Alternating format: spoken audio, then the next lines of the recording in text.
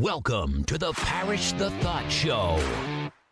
The opinions of Brian, your host, and his guests have not been sanitized or scientifically tested, so please consume at your own risk.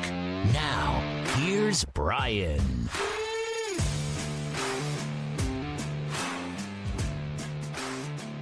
Okay, all right, ladies and gentlemen, and whoever else is listening, welcome back to the program.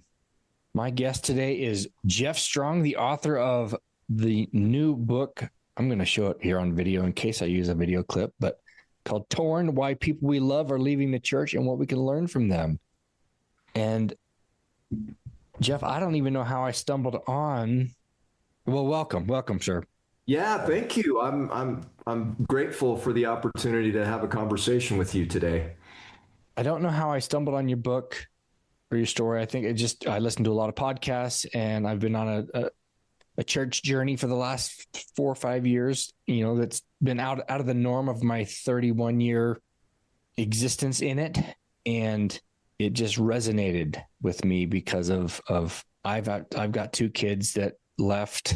Like my wife and I are both converts, but I've got 2 kids that left, and we didn't handle that very well because of, a variety of reasons, but mostly fear. And so when your book came to light, and I know you've done the podcast circuit all over the place, you said you just mentioned 20 some podcasts it's not enough. I think there's so many other, podcasts that the story can get out. It's so helpful.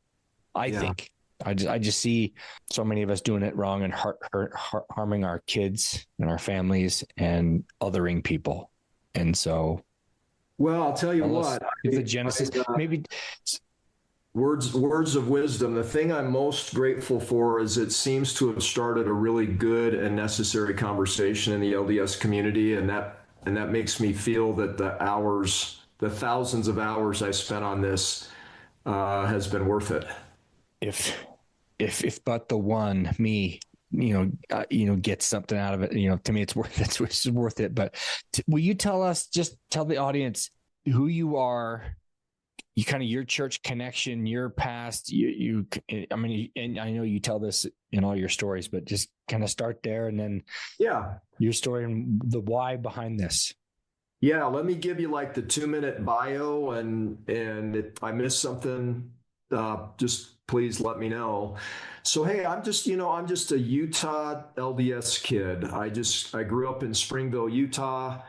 I married my high school sweetheart. I served a mission, went to BYU, graduated, started a business career that I spent about 29 years in, and along the way had 5 children. And I think, Brian, in every way, me and my family have been unremarkable, right? Just normal people trying to live life the best we can. Along the way, I served as a bishop a couple of times. After my corporate career, I taught at BYU for 2.5 years and also worked for the church in an advisory capacity during that same period. My wife and I served as mission leaders in the Arkansas Bentonville mission.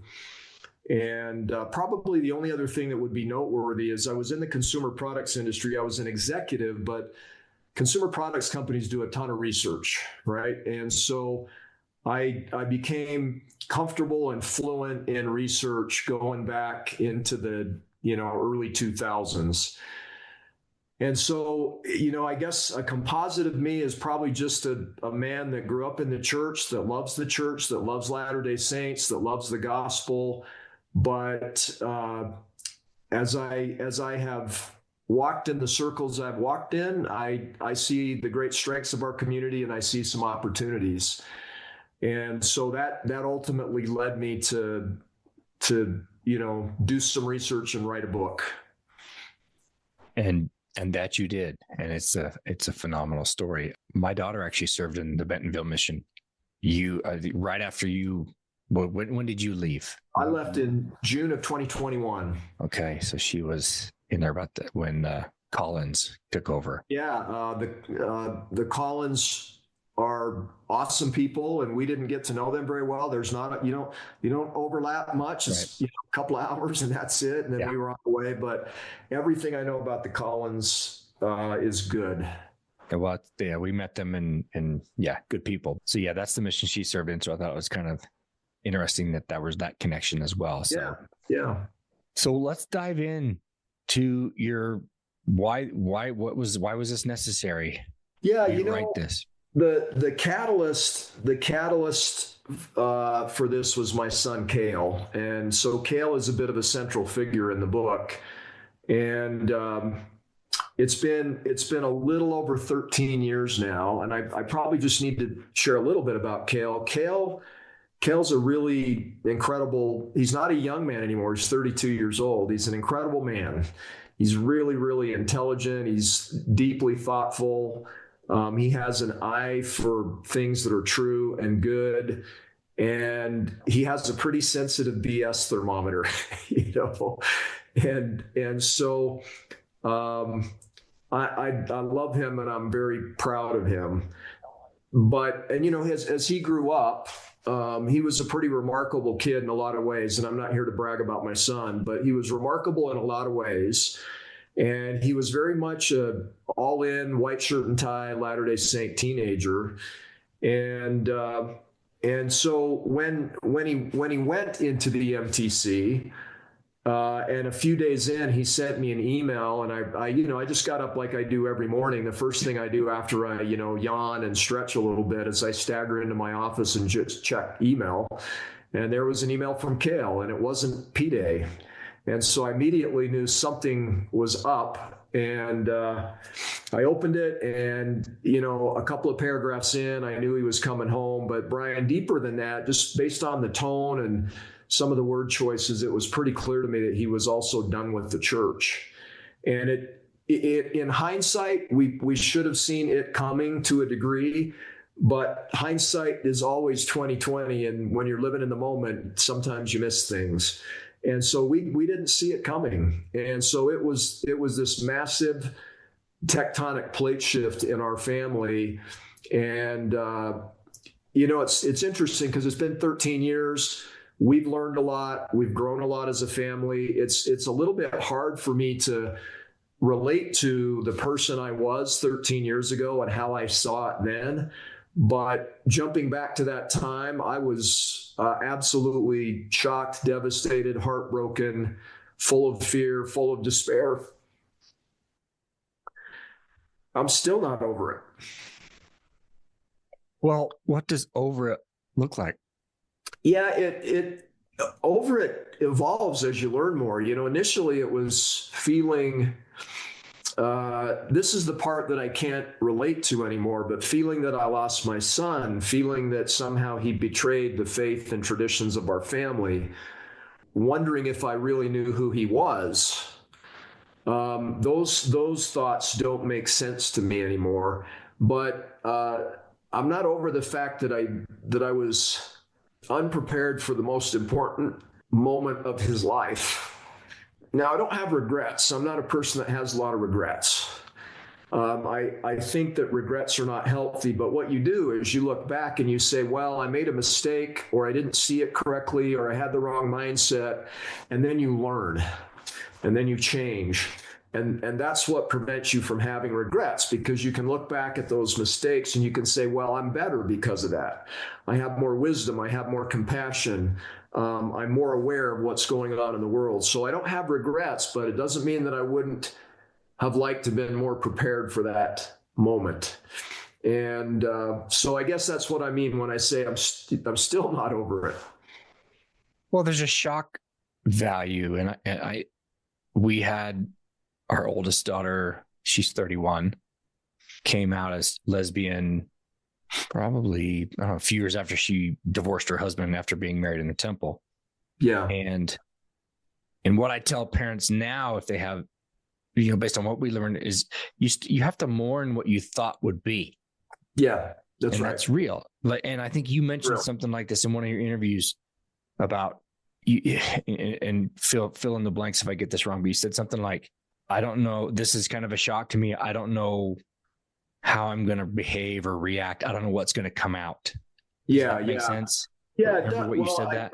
I think the idea you're poking at is a powerful one. The mourning what you thought was going to happen, or mourning what you had envisioned, or mourning what you dreamed about. And, Cale is my oldest son. I have two daughters that are older than Cale, one who's out of the church, one who's still in. And I just wanted everything for my oldest son. I wanted him to have all of the opportunities and resources and possibilities and experiences that I had that were so formative. My mission, which I served back in 1983, 84, it's still the most transformative experience I've ever had. I had a phenomenal mission president. President and Sister Watts, our mission leaders, were incredible. I had an unbelievable experience. It changed the trajectory of my life. The gospel has formed me and changed the trajectory of my life. And all I wanted was for my son to have all of that and more. And then all of a sudden, that was no longer in scope. Well, and I think it's a normal human trait. If you had a phenomenal experience, you want to share that, and you hope someone else has the same thing. Yes. Yeah. And it's funny because I was his bishop, so I was presiding at his farewell. And Brian, you know how we as Latter-day Saints, we experience those incredible moments, right? So I'm sitting on the stand and he's giving one of the best missionary farewell talks I've ever heard in my life. And I was just basking in the glow of that moment. And I was envisioning 2 years into the future where he would be standing at that same pulpit, a full-grown man, having had, an incredible experience and reporting on his journey. And that was in my plan. That was my roadmap. And what happened was not in my plan. You folded up your roadmap and tossed it. Yes, I did. Yes, I did. Well, and see, and that's where, Cale, if you're listening, oh my gosh, I have so many questions for you. But when he was giving that phenomenal farewell talk, I wonder if he was thinking the things he told you less than a week later. Yeah, I still have that talk. It's been a long time since I've read it, but there's some things in there if you read between the lines. Okay. And so, Brian, you and I have talked this a little bit, when we talked on the phone. I'm going to avoid the temptation to speak for my son. No, fair. Totally fair. And because he has his own voice, and this is, his story is his and his journey is his. But what I will say is that it was a massive event in our family, and it was a humongous event for Cale. But looking back on it, I don't frame it anymore as I once did, which is, well, it was a tragedy, right? It was a terrible missed opportunity. It was a tremor in the force, so to speak. In hindsight, I don't see it as any of those things. In fact, it's hard for me. I'm not somebody that believes in foreordination or predestination. I believe that God is real, and I believe God wants us to come home. And it's hard for me to not feel like we're on the path that he wants us on. And that Cale's choice, as difficult as it was at the time, has ushered into our family some incredible things that are unbelievably positive. The first, a lot of misery, years of misery, but ultimately an awakening, a humility, a loss of hubris and certitude, and an awakening of faith, right? And I always thought of myself as a person with great faith, but I realized I was more of a person with great certitude, And when my certitude died, my faith came alive. And so I look back on that now and I say, was that a tragedy? Was that a misfortune, or was that a great blessing? And it's really clear to me as I reflect on 13 years that I see God's hand all over the place, right? And, it's a journey when this happens. And Brian, you've been through it. You've been through it with your own family. When it happens, it wasn't my experience that God swooped in and lifted the burden away. He let us carry it. He let us wrestle with it. He let us struggle with it. And ultimately, he helped us come to a better place. And so I can't look back on it now too much as a tragedy. I like my family. I love my son. I love my family. I like who I became because of this. It's hard for me to feel bad about it. Well, yeah, and you basically answered it, but my question was, would you take it all back? And No, my guess is no. And I look at our situation, and I have learned how to love in ways I didn't know that I could, and people that I didn't, and I knew nothing about the LGBTQ world, but since my daughter's in it, I'm like, I'm going to learn about this, and I'm going to love her. I never stopped loving her. And that's, I think, sometimes we call these faith crises or things like that. I think that's a horrible word. I don't think it's a crisis. And maybe initially because of the shock. Yeah. But what I've learned, and I'm sure you have as well, you learn how to love in ways, in expansive ways that you maybe otherwise wouldn't, because you were so certain of things. Yes. Yeah. And you don't know what you don't know, right? And so it's a never-ending process of discovery and learning and reevaluating, and so we sit in a pretty good place at this point, and I'm grateful for the experience. By the way, I would never choose it. Choosing it is different than wanting to be free of it. I embrace that it happened. Would I choose it? No. No, I wouldn't have the wisdom or courage to choose it. Yeah. Well, it's just when we think we get things all figured out, God says, "Oh yeah, well, watch this." Yeah. Hold my drink. This. Hold my drink, he says. Or that's right. It's like, all about plan B. Yeah. Men plan and God laughs. Yeah. Amen. So, well, let's dive into some of the things you found in your research, and this is where I think so many of us can identify. I'm like, well, that's me, and this is where I'm at. And so, let me give you a shape of the journey a little bit, because the surveys that we did starting in 2023 were the end of the journey, not the beginning. And so I was a bishop when Cale left, and there were families in our ward that were stepping away up here in Midway, like amazing people, salt of the earth, Latter-day Saints, committed, faithful, and they were stepping away, and Cale left. And so the narrative that's still out there, I had hoped we'd made more progress, but Torn has started a conversation that's convinced me that maybe we haven't made progress like I thought. But the narrative was, well, yeah, those people leave. The ones that lack faith and character, they're the ones that leave. The tares. Yeah, it's a sifting. And that just wasn't accurate in the circles that I was walking in. It was salt of the earth, Latter-day Saints. And so the narrative and the reality didn't match. And I'm a little bit stubborn. And so I said, I'm just not gonna let this go. Right. I want to understand, why is the narrative one thing when the reality seems to be something very different? Something is unhealthy about that. Something is wrong. So I started to dig in. And at first it was just in my immediate circle, right? My family, my friends, members of my ward. But that grew over time. And so I retired in 2016 and spent 2.5 years teaching at the business school at BYU. Well, guess what? I was doing research. I was talking to students that would come to me and say, hey, I want to talk about, my experience in the church, or I want to talk about church history, or I want to talk about how I'm feeling. Now that happens after you become friends with them. But I was learning from that. I worked as an advisor for the church for 2.5 years, where I was engaged in, I can't get into the details, Brian, but I was deeply engaged in conversations with Latter-day Saints and non-Latter-day Saints about what brings them to belief and what takes them away from belief. And so I was learning. And then I served as a mission president for 3 years, 4,300 interviews, 700 missionaries, 300 meetings, 50,000 pages of missionary letters. I was learning.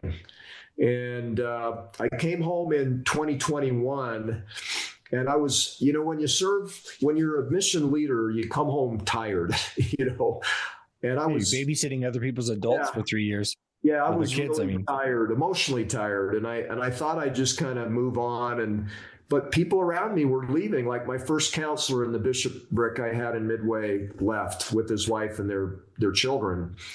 And as I was talking to people in the community, that inaccurate narrative was persistent. And I saw people being hurt by that, right? I saw people being left who were mischaracterized. The reasons they left were mischaracterized. I saw people who love the church and stay operating with false paradigms about what was going on. And those false paradigms sometimes cause them to do the wrong things. And I just saw the harm in that. And I decided, you know what? I've had a really unique set of experiences. My family, bishop, mission president, BYU, church.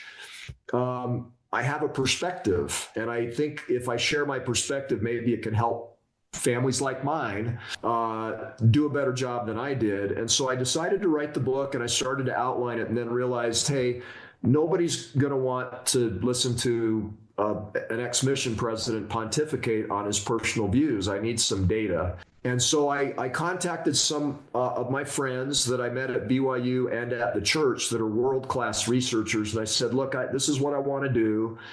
Are you willing to kind of invest some time here with me and help me get this done? And they said yes. And so one thing I want to say, Brian, is in the community, the research we did was world class, but there are limitations to our research. And I'm not going to take the time to delineate all those right now, but there are a small number of critics that are saying, yeah, but your research has limitations. It does. I've been very transparent about those. And so what I do want to share with your audience, though, is this really isn't a book about research. Okay. This is a book about parents whose children have left the church, and parents who have disowned children, children who have cut off parents, marriages marriages that have ended because a couple ended up on different sides of the faith spectrum as a result of these things. Teachers, church leaders that are trying to figure out what's going on. I see people leaving. I don't get it. They're having the same experience I had 13 years ago. The words and pictures don't match up. I'd like to help. I'd like to make a difference. So I want to jump in, but I don't know how. That's what this book is about. Now, I use research to bring credibility and to provide illustrations and to help people understand. But you can throw all the research out and the book stands. And so anybody that thinks about this as a research book is going to miss the point. And so my encouragement to anybody that would read it is see the research as an opportunity to learn. I'm trying to hold up a mirror and ask hard questions and invite Latter-day Saints to think about those questions.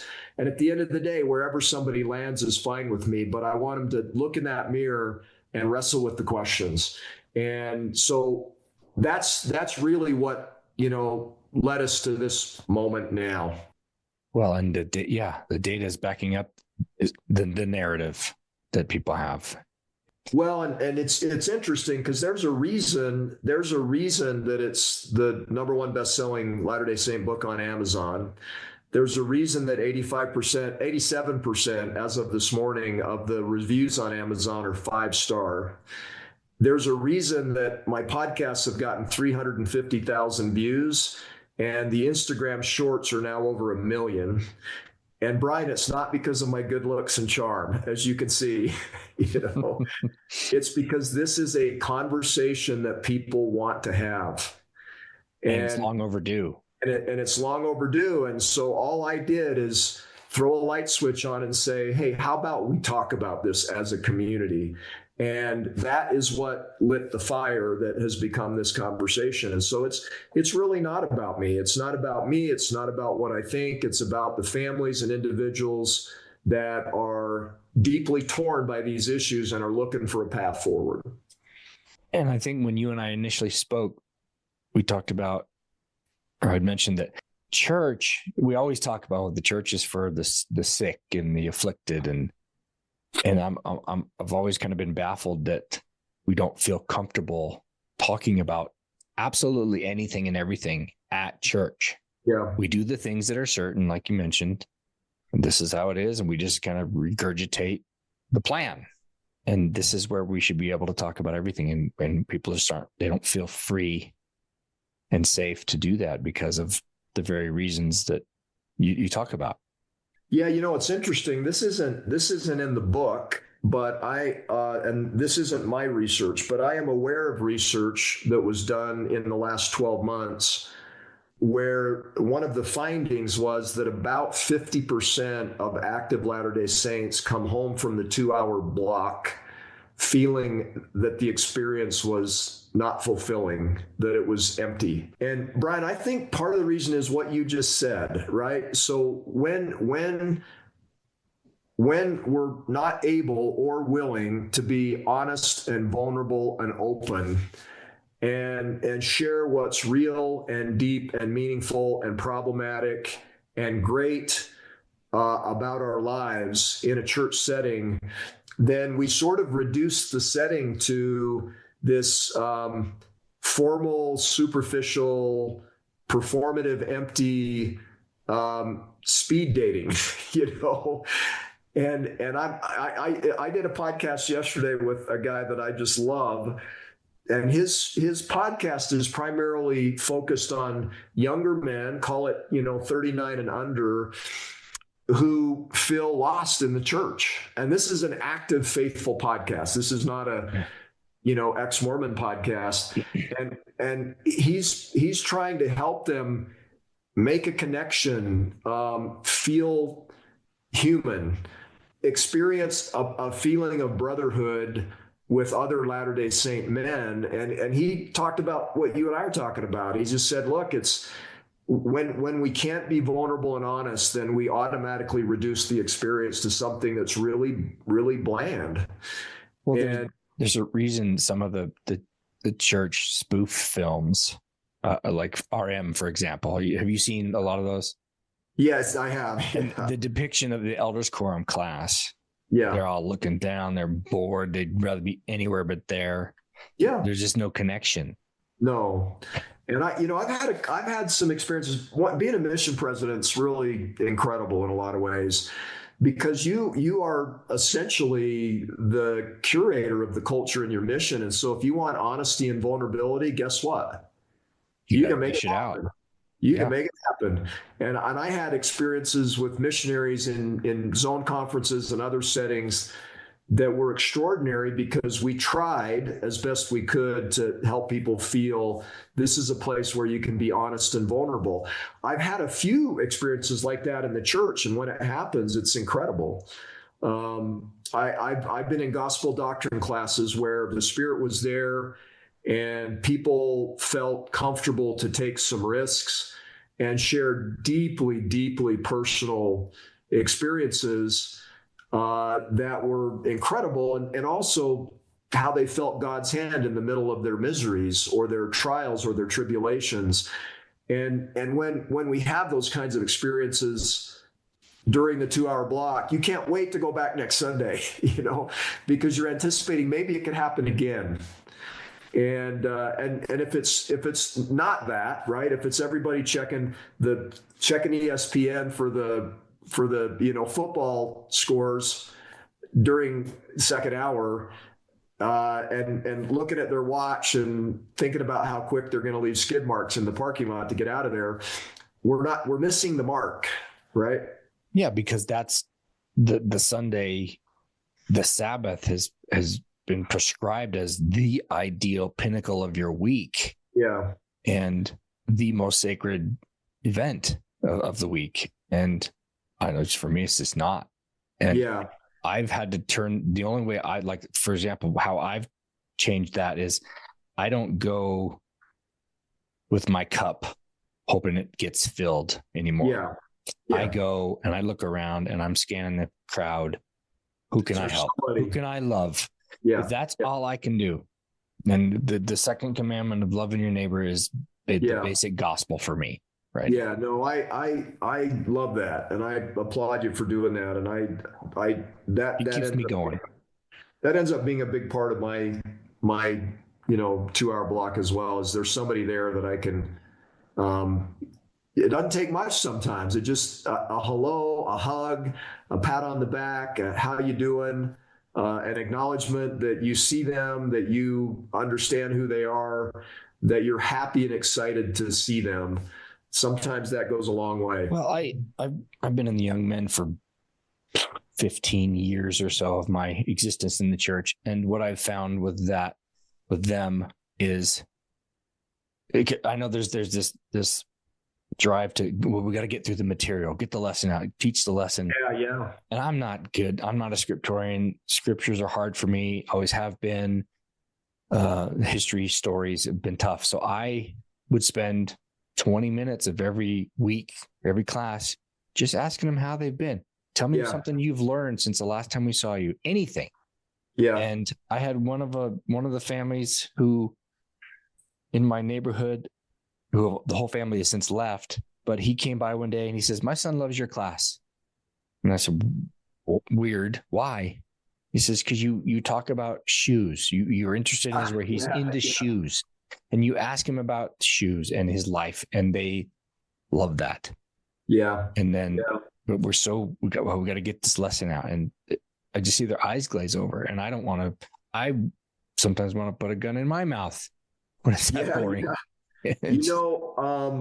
It's funny because one of the things the church encourages us to do is minister to the need, right? That's a saying we have, is, hey, minister to the need. And in order to do that, you have to know people. You have to know what their needs are. And by the way, they're not going to always volunteer those in quorum meeting or in a gospel doctrine class or in a Relief Society class. And so, one of the things that went really right for me is when I was a teenager, I had youth leaders and bishops that knew me. And so they were able to help me in the way that I needed to be helped. Now, I played 3 sports in high school. So I don't think I went to Mutual one time in high school because I was always, I was on my way home from football practice or basketball practice. But that didn't stop these people. I spent, probably a dozen days on Strawberry Reservoir with my bishop catching fish. And that was where the ministering took place, right? This wonderful man that I knew cared about me, I knew loved me, and he was able to impart his wisdom, between exciting moments where we were catching fish, right? Yeah. And he's a good man, and I benefited from that, right? So it ruined me in some ways because it taught me what's possible. Well, it's like life sprinkled with some scripture instead of the other way around. Yeah, no, that's right. And that's right. More digestible for people. Yeah, absolutely. And maybe I say that because maybe I'm a lazy. Yeah, the desire to go dig into scriptures and things like that. It's never had it. It's not my thing. And it's okay. Yeah, it is. I'm learning about the dead in there, and I can learn about I'd rather learn about the living around me. Yeah, no, I get it. Well, you asked a little bit ago, what did we learn from the research? How about I give you just a short recap? I am totally a Reader's Digest version, totally fine with that. Yeah, and the questions we wanted to ask and answer were pretty simple. So there wasn't really good data on how many are leaving. There wasn't good data on the reasons they cite for why they left. There wasn't good data on the role that our culture can play in either amplifying those tensions or relieving them. And so for me, those were the big questions. How many, why, and what role is the culture of the church playing in either amplifying or relieving those tensions? And so we conducted a massive survey. We also did 4 follow-up surveys. And here's what we learned. We learned that about 40% of formerly active Latter-day Saints have stepped away in the last 25 years. We learned that there are 4 primary reasons that they cite for doing that. Lifestyle is about 6%. It's probably understated in our survey. It's not very self-validating to select that reason, so maybe it's twice as high. Church history, 42%.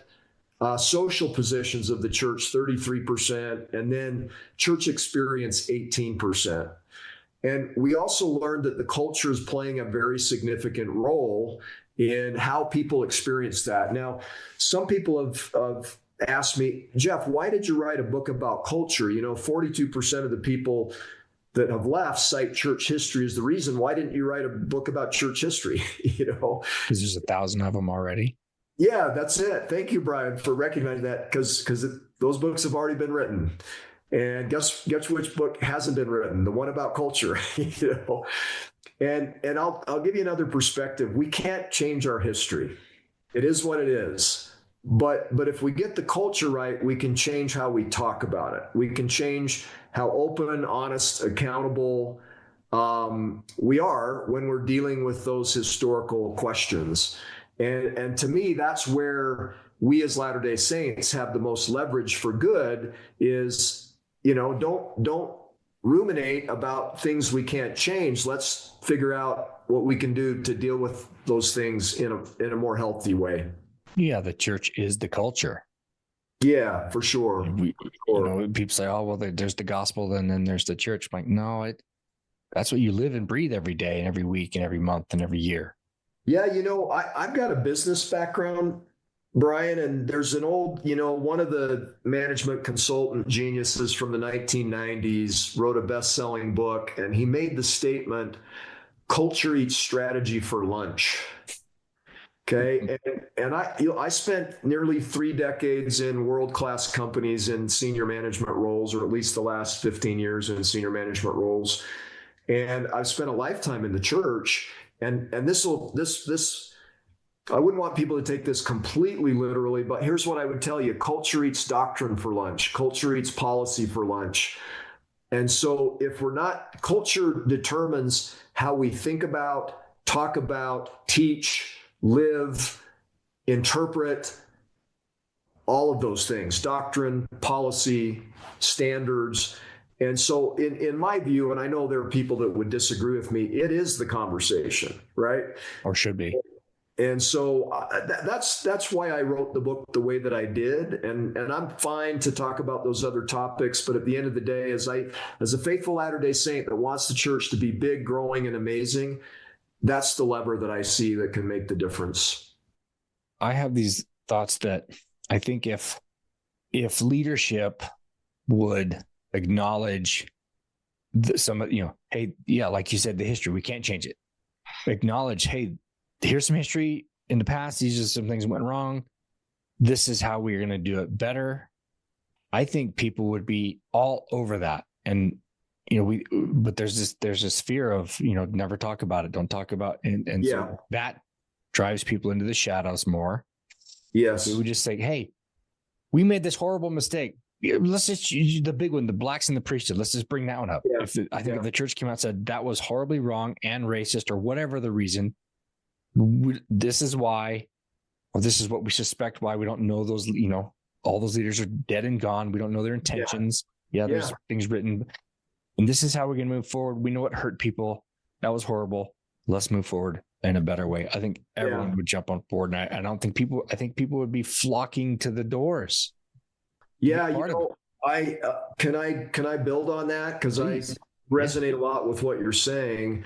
I always want to be clear that there's no part of me, not the smallest part of me, that lies awake at night thinking about advising general church leaders on what they should do, or that wants to come at these issues from a perspective of being critical of them or of our doctrines or policies. And so I don't touch that in the book, and I won't touch it in podcasts.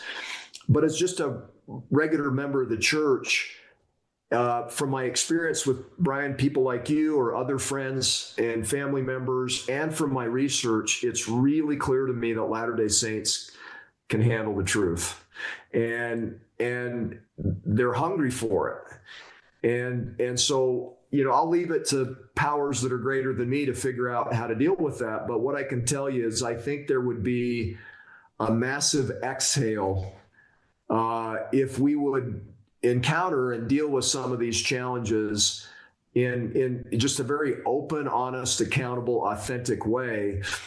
And I think there are members of the church that would find that incredibly healing. Now, it's just Jeff Strong point of view of one, but it's a pretty deeply informed point of view. And when I pray for church leaders, and I do, it's that they will somehow figure out the complexity of this and come forward with an inspired plan, an answer. And I continue to hope for that. Yeah, it's set the example that we're asked to, follow. I think that's fair to me. How are we doing time-wise? We have plenty of time. What I wanted to say, maybe just we don't want to really get into all the weeds, but let someone go buy the book and learn it and read it.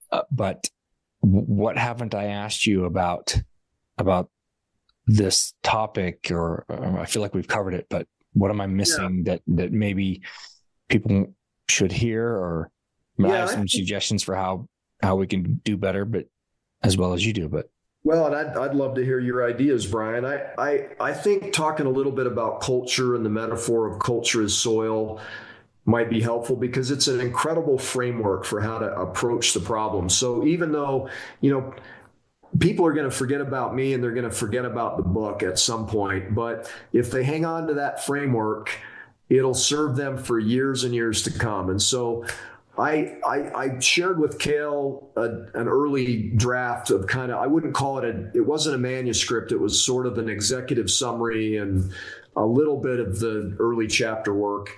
And he came back to me and he said, I think this is kind of weak, in a way only a son can. And he said, Daddy, I agree that culture's, a huge issue and maybe the issue, but you're not really making your case very strongly. And so you don't have a chapter on culture. You're not really explaining what you mean by culture very well. The arc of culture doesn't run through the narrative of the book. And he said, it just isn't working, And I appreciated the feedback. And then he said, have you ever looked up the etymology of the word culture? That tells you Cale's, a student, right? And Brian, I hadn't, and I sort of puffed out my chest. I know what culture is. I'm a corporate executive. I've run large organizations, and so I just listened humbly, and he said, go look it up, And so I did. And so the word culture comes from a 13th, 14th century Latin word, colere. And what colere means is dirt or soil for the purpose of growing things. And man, a light went on in my head, and I just said, oh my gosh, this is like the perfect framework to run through the entire book. And so if you think about what soil does, right? Well, first of all, the goal of soil is healthy, fruitful plants, period, right? Plants that grow, live, thrive, and produce fruit. That's the entire reason soil exists. And the first role of soil is protection and stability. If the plant doesn't stay in place, and wind and rains and flood can wash it away or blow it away, then nothing good can happen. And so there's a side of church culture that's about protection and stability, right? And that's things like, we believe in prophets, we believe in priesthood keys, we believe in doctrines and commandments and policies and standards. Those provide direction and boundaries, stability, right? And so that's a really important thing. And so no one should assume that the challenges we're facing can be solved by getting rid of all of that stuff, right? That's vital protection and stability. And I believe in all of those things, right? And I've seen them bless the lives of members, and I've seen them help make the church great. There's another role soil plays, nourishment, right? It's minerals, oxygen, water that the soil holds so the roots of the plant can reach those things, draw on them to grow and produce fruit. And those are absolutely essential as well. And so for me, as a member of this church and a disciple of Christ, that's things like faith, repentance, redemption, the inspiration of the Holy Ghost, kindness, compassion, service, connection, belonging, learning, growth, right? That's the nourishment side. And so in soil, if it gets out of balance, the plants suffer. They wilt, they wither, they may even die. And so my research suggests that the current cultural balance of the church is leaning heavily towards the protection and stability side and not towards the nourishment side. And that's why people feel like, man, I don't feel a sense of belonging here. I'm not being spiritually nourished in my experience in the church. And it's because we're not infusing the soil with the nutrients in the way that we could. Now, what's interesting to me is this is not a problem, right? Farmers will tell you that the natural consequence of soil doing its job is it becomes compacted and it becomes nutrient depleted. That's why farmers plow their fields. That's why farmers use fertilizer. Okay, so all we need to do is plow our field and add some fertilizer, right? And we can make the soil less compacted and more nourishing.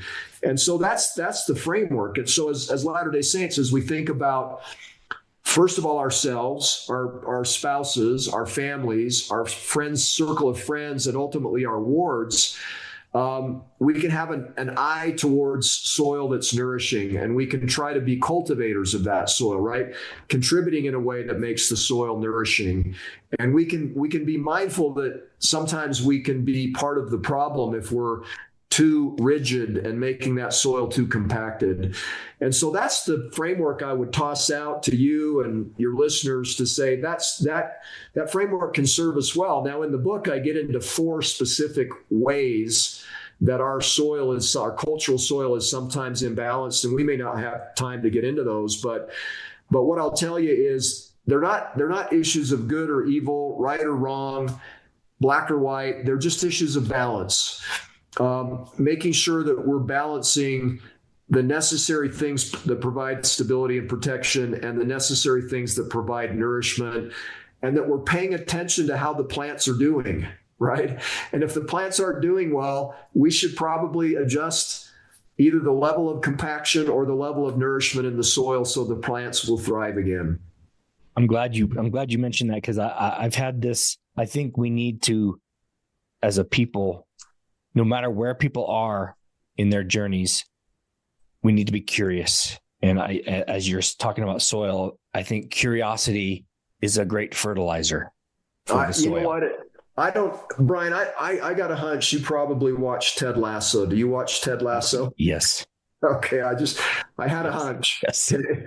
And one of my favorite, I was introduced to Ted Lasso when we got home from our mission. I hadn't seen my family for 3 years. And so I got all the guys, and I said, we're all going to Alaska. We're going to go fishing for a week. So we flew to Alaska in a fishing lodge, all the guys, for a week. And what we would do is we would get up at like 7, have a great breakfast, go and fish until like 4, come back, take a nap. And then we would have a great dinner. And by now it's like 7 o'clock. And then we would go back to our little cabin and we would play Texas Hold'em and watch an episode of Ted Lasso. So we were bonding over Ted Lasso. And there's a great scene in the first season where Ted, where he plays a game of darts. Yes, with Rupert. In order to get Rupert out of the management of the team. Yeah. And little did we know that Ted is a dart expert. Little did Rupert know that Ted was a dart expert. So Rupert took the bet foolishly because he thought Ted was stupid and incapable. And just before Ted throws the final dart, which landed in the bullseye that won the match, he counseled Rupert. Do you remember what he said? Based something about everyone's underestimated me and they were never curious. Yeah, he said something like that. They should have been more curious and less judgmental. Right. And then he goes, boom, hits the bullseye, and wins the match. And I think that's pretty good counsel. And so as I think about people who have left the church or people who are experiencing great conflict in the church, but who stay, we should be less judgmental and more curious, because there are inspired, amazing, divine things that we would learn from them. Well, yes, I'm on this faith journey as well, but I've also been on a political journey in the last 5-6 years where I was never curious about. I was raised a certain way, hard right my whole life, and that's all I knew, and that's all I ate and drank, and it was exhausting. And then in church, it was exhausting with ministering and home teaching and missionary stuff. You felt like you had to hard sell everybody all the time, and now I just want to know. Just be curious about someone. I don't care where they're at. Yeah. If we're just curious, and if someone leaves, or I've been fascinated by people's stories in and out of the church the whole time I've been in. And I just, for the sake of understanding, it takes so much pressure off of the conversation. You don't have to be defensive. I don't have to defend something. It just, hey, you hate this or you love this. Tell me why. Tell me why. It's liberating. It's liberating. Yes, it's so freeing. And look, I won't go into all the lessons, but I'll tell you areas that I've learned a lot. So obviously I was trying to understand why people left. And so as I did the survey research, and I've interviewed dozens and dozens and dozens of people who have left. And then I've also done focus groups where I've listened to hundreds more. And it completely altered how I saw them, right? That this journey is a journey that lasts for a typical person almost 10 years, that it's deeply painful, it's incredibly serious and thoughtful. They spend hundreds and hundreds of hours over many years. And then ultimately their decision is, I would describe it more like the death of a loved one than an act of rebellion. And so even as they leave and they feel a sense of relief because they're walking away from some of those tensions that have been problematic for them, and they feel a relief from that, they also feel a deep sense of sadness. Because it's, you said it so well at the start of our discussion, that I think you said the sadness of a possibility unrealized. The mourning of what you thought would be. Yeah, the mourning of what you thought would be. Well said. And that's exactly what happens when people have this vision of what the church was or could be or needs to be. And then that vision, that dream finally, like the wick of a candle going out, finally goes out. They grieve. I also learned a lot about why people stay, right? And people who leave and people who stay aren't all that different, but there are things that tether people who stay to the community. And so in spite of those tensions that cause many to leave, others choose to stay. And understanding what tethers them to the community was an amazing experience to me. I mean, I have my own tethers, right? You have yours, Brian. But learning from fellow Latter-day Saints that have chosen to stay and feel great about that decision in spite of the tensions they feel was a really inspiring thing. And then guess what? I also learned a lot about people who don't see any of this. The people that are oblivious to it even happening and have a certain mindset about that. And maybe they're not curious and they're judgmental. But you know what? Where I'm at after my journey on this is I see them with more compassion, with more grace, with more kindness, because but for the grace of God, there go I. Mm-hmm. That was me at one point, right? And so I can't and shouldn't look at them and say, well, they've got their head in the sand or they're blind, or because they're just generally good Latter-day Saints trying to do their best to live their faith and raise their families and be a human being. And they've had different experiences than I've had. And so I've come to a point of seeing that with a lot more grace, compassion, gratitude. There's a part of me that wishes I could go back to the times of my life when it was that simple for me. I've had to remind myself in these last couple of years, because it's easy to, as I've been onto ex-Mormon content and learned about stories and learned about people's reasons why, and it's easy to become the exact judgmental person I don't want to be. I go to church and I look around and I'm like, you people, you guys don't, I'm so enlightened and you're just in the dark. Yes. And I've had to remind myself, like, everyone in here is doing the best they can with what they have. Yeah. I And mean, sorry, I didn't mean to cut you off. Finish your no, thought. I would just say, yeah, but you can get a little arrogant in your anger. You can. Jared Halverson, the BYU professor that does the Unshaken podcast, Yeah. I consider Jared one of my teachers, right? I admire him. I think he's a great teacher, but he did a podcast a few years ago called Never Waste a Good Faith Crisis. And he used Brian McLaren's stages of faith model to frame up what happens for a lot of Latter-day Saints. And so Brian would say, well, stage one is simplicity. That's sort of black and white, dualistic thinking. And life is simple and you're happy there. And then you go to perplexity, where your map or your frame starts to break down because life is giving you things you can't answer with that simple frame, right? And then you move to complexity, where you're really torn up, right? You're really having a hard time. And then you eventually get to harmony, where you come to terms with it all and you give it to God and you say, look, I'm going to let some of this go and I'm just going to lean into my faith. Well, what's interesting is he made this statement, which has stuck with me for several years. He said, people that are in simplicity, so think traditional Orthodox Latter-day Saints who might not be dialed in on everything that's going on disaffiliation, and somebody who's in perplexity, who's probably very dialed in on what's going on in disaffiliation, they have a hard time talking to each other and they talk past each other. And somebody in simplicity would look at somebody in perplexity and say, where is your faith? Right? But somebody that's in perplexity that's looking at somebody in simplicity would say, where is your brain? You know? And so there's a divide there that hopefully we can outgrow, right?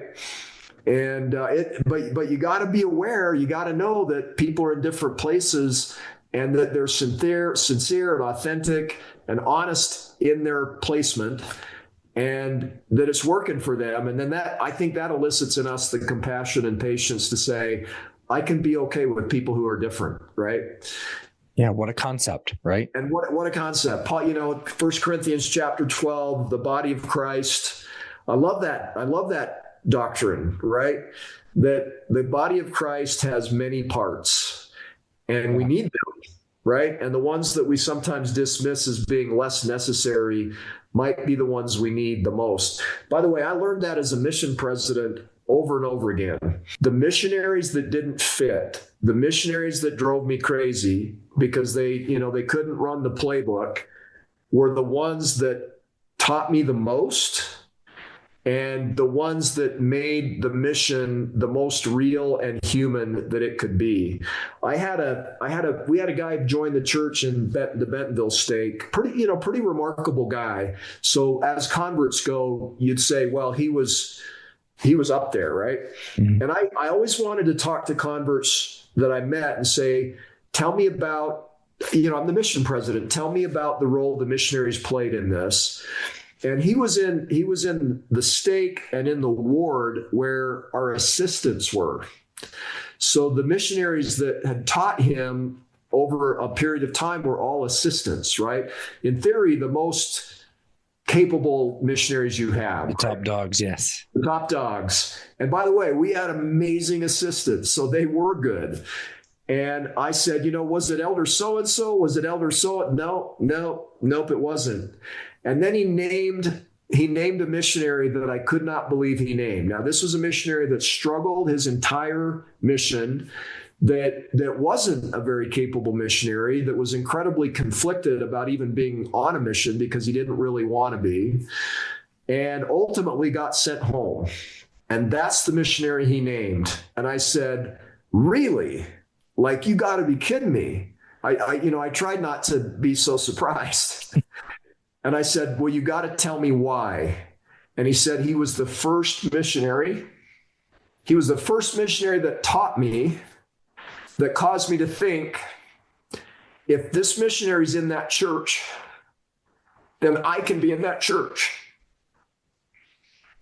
And he said he made the church human. He made the church approachable. He put the church in my reach. And those other missionaries, those assistants were amazing. But when they were teaching me, I felt the church was so far away from me that I couldn't join. And so, the first shall be last, the last shall be first, right? And so this is how God works. And so if we have a mindset in the church that the church is only for certain kinds of people, and, we have doctrines like the church of the firstborn, the elect, those who are all in, that's not a doctrine, but it's become a cultural statement now, be all in. I think that the Church of Jesus Christ is a different church than that, right? It's a church where there are people who are all in and people who are not all in, where there are people who might be the elect and plenty of people that don't see themselves as being the elect. And it's in the messiness that the learning comes. I as a mission president, my first 6 months, I was trying to homogenize everything. And God very powerfully taught me that that was the wrong goal. And that it was the messiness where all of the wisdom, all of the learning, all of the good is created, not through the homogeneity. Yeah, if you want to create a drone army, go that route. That's right. We're also different. A garden of perfectly cut 3-inch Kentucky bluegrass where every blade is the same. That's boring. Yes. No, it's not. That's not the Garden of Eden. Well, Jeff, this has been awesome. I'm so glad you spent time to talk to me about this. And in wrapping up, I say we create a new statement. It's make curiosity great again. Macca. Yeah. I love that. I'm getting older now, and Brian, I've never been more curious than I am right now. Well, what's the saying that says the more I know I don't know? That's squat. it. That's it. And when I was 45, I thought I knew everything. and now as I'm moving into my 60s, I'm like, I don't think I know much. Yeah. And when did we become the age of old people? I don't know. It happened fast. I got a text it wasn't a text. Sorry. It was an email from a young man that was a deacon when we lived in Cincinnati 30 years ago. And I haven't heard from him or his family in 30 years. We moved away from Cincinnati, and he reaches out to me and he said, I read your book. He said, thank you. And I just want you to know, I so much appreciate what you're doing. And I appreciated you as a youth leader 30 years ago. And then he said, I'm a stake president now. And I went, what? Like you were this little pipsqueak kid, and now you're a stake president. Where did the time go? Yeah. It was so fun to have him reach out and just reconnect. And by the way, I know his family. We love his family. We were close to his family. And so what a treat it was to have a voice from the past reach out. And you never know the impact you have on kids or on people around you. You don't know it. You may never know it. So to get that, it must be, it's a proud moment. And you're like, it started my day off on the right foot today. Well, excellent. So thank you so much, Brian. It's really been a pleasure. Well, I thank you for sharing this on yet another podcast, and we'll get it out there, and hopefully we can change some minds and, like I say, make curiosity great again. And love it. I love it. Yeah. So it'd be great. So thank you so much. I might use that on my next podcast, but I'll give you co-authorship on it. It's free. You can have it for free, but I think that's the secret. It's just, don't worry about, just let people be curious about it, and you'll be a lot happier for that. But all right, Jeff. Well, Jeff Strong, the author of Torn, Why People We Love Are Leaving the Church and What We Can Learn from Them. Thank you again for coming on. Yeah, it was a pleasure. Make this spread everywhere. So thank you, sir. Take care. Thank you again for listening to the Parrish the Thought Show. We know you have many podcast options and appreciate that you have chosen us. If you love what you hear, please give us a rating on whatever platform you find us. And don't forget to share, like, and subscribe. If you hate what you hear, only tell us.